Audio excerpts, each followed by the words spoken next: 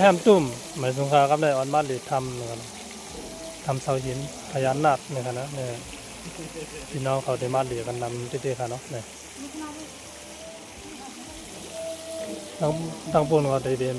ที่เบิ่งขายของนะครับที่เป็นหมอกไหม้ครับนะเมื่อหมอกไหม้พี่เนี่ยเพิ่นเห็นบดอย่างนำครับหมอกไหม้พี่เนี่ยนะครับ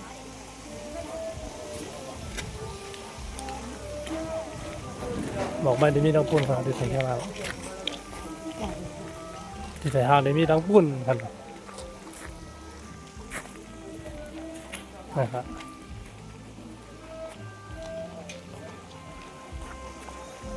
เอาไปมืดไถทั้งปุ่นนะเขาได้กาไถทั้งในครับนะมือทั้งปุ่นคำเนี่ยเขาคำมือต้องได้ครับเหมือนได้ด้วยทำสาวเย็นครับ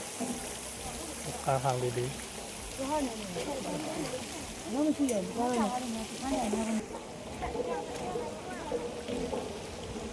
ก้นมาเหลือที่น้ำเย็นของเราเนี่ยทางดีนะครับนะแล้วกาทำสาวเย็น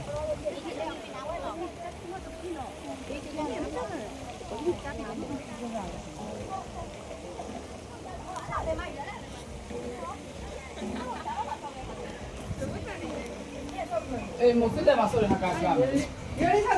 真的吗？哦，对比。すでま不对，现在。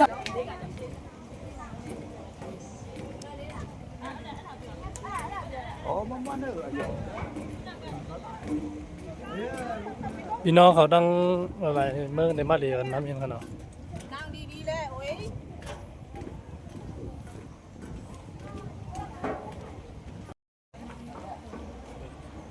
ไปเขามือต้องได้ครับทุกคำนี้ฮะ มาลูก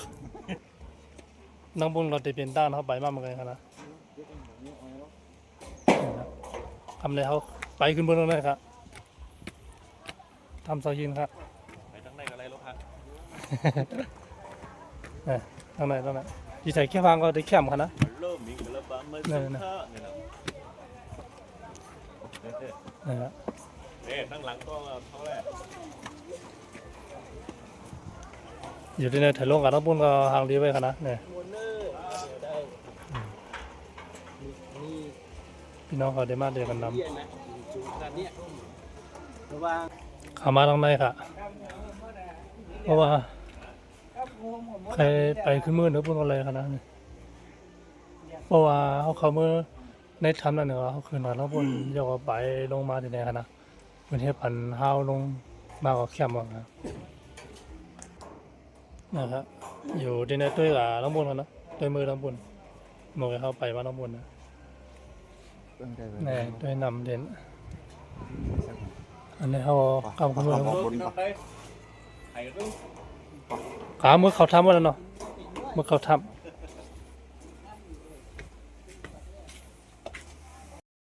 โอ้ค่ะกำเนิดเขามาที่ทำนะอันนี้เนาะเขามาเลยเขามาด้วยให้ทำอ่ะเขามาทำเขามาเลยด้วยให้ทำอ่ะเดี๋ยวไปดังขึ้นมากเลยครับนะให้ทำน่ะอยู่ในทำนะขึ้นมือจอมกันในทำโอ้โหป่าต้องได้ก็แล้วไพ่ก็เลี้ยงหมดเหรอนั่นน่ะสาธุไว้สาเนี่ยขึ้นมือนั่นน่ะทำไมเฮือปนไฟกลัวมาเอาน้ำนี่อันนี้มันได้มีน้ำหมอตรงไหนนะนี่น้ำหมอได้มีตรงไหนนะนี่ค่ะได้ทำเสาหินไม่สายมาด้วยตรงไหนไปกันโตค่ะสาธุค่ะน้ำหมอนี่มีทั้งปุ่นนะขึ้นมือเนื้อวันกันเนี่ยขึ้นมือเหนือปุ่นอ่ะมันไกลพวกขึ้นกันแล้วก็มีทั้งออกแล้ว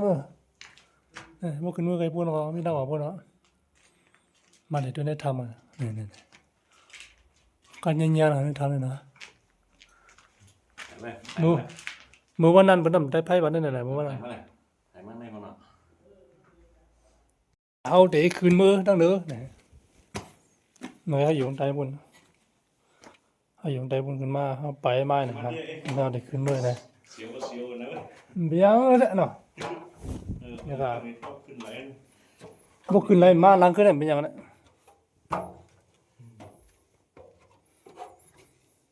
นี่ครับขึ้นไรย่อย่อ กันเลย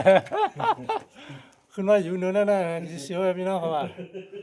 นั่นน่ะอ้าวตัวน้องอะไรเลยด้านล่างน่ะไหนบ่ตัวน้อง ไปดีกับโต๊ะกลางไปมั้ยหายแล้วเนี่ยเถอะ จุดนี้ละเดี๋ยวลงมาเนี่ย หนูมันหลบไปดีๆแหละ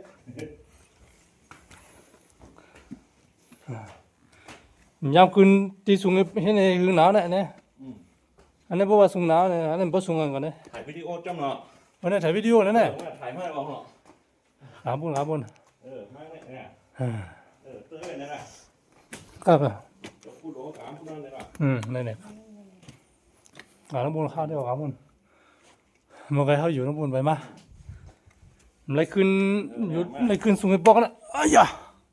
ก่อนกับก่อนมาเนี่ยนะเถอะ ดูหันหมดเลย หนาวไม่ได้เมื่อไงอยู่ในถ้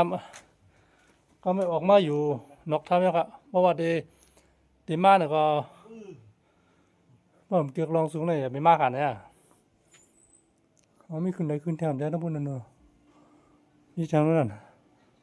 โอเคแคมป์นะครับนะครับจำได้ทำแน่เขาออกมาถึงนั่นนอกครับออกมาถึงนั่นนอกแล้วเข้าหน่อยแฮมตุ่มกำเนิดเดลงมือขึ้นเยอะครับปั่นไรความมั้งครับนะลงมือขึ้นเยอะปั่นไรความหนึ่งเยอะกำเนิดนี่ครับตั้งลงกันบนไหนครับบอกใครหันก็หันตั้งก้นตัวหันตั้งก้นไถหันตั้งก้นลงครับนี่ ว่างหน้าโบ ในไถการนานแล้วนี่ค่ะลงกันลอยขนาดพี่น้องเขา ลงแต่ด้วยนะ ปั่นไรความมั้งครับนี่ครับอยู่ที่ไหนตัวลงมือก็หันบนเขาเนี่ยนั่นแหละนี่เป็นน้ำหนองปลา ทำเสาหินกำลังขึ้นถ้ำ นี่ไม่รู้ลงมือต้องมาครับ มาเลยลงมา บอกโกสูงได้อย่ามากอ่ะบ่สูงกันครับสูงดัน กำลงในขาอ่อนเลยขาเป็นมัดเลย นี่ทำสายยินอยู่เนาะนั่งเขาไปบ้านกันเขาไปมาอย่ามาเขาทำแล้วก็เปิ้นเขาเปิ้นได้อยู่นั่นเลยเปิ้นไปลงมาแล้วเลยเขาก็ได้ไล่หอบเมียวเนี่ยเขาไปลงกะตามเอาไปลงกะครับเนี่ยไปมาเลยหอบหนึ่งยาวโอเค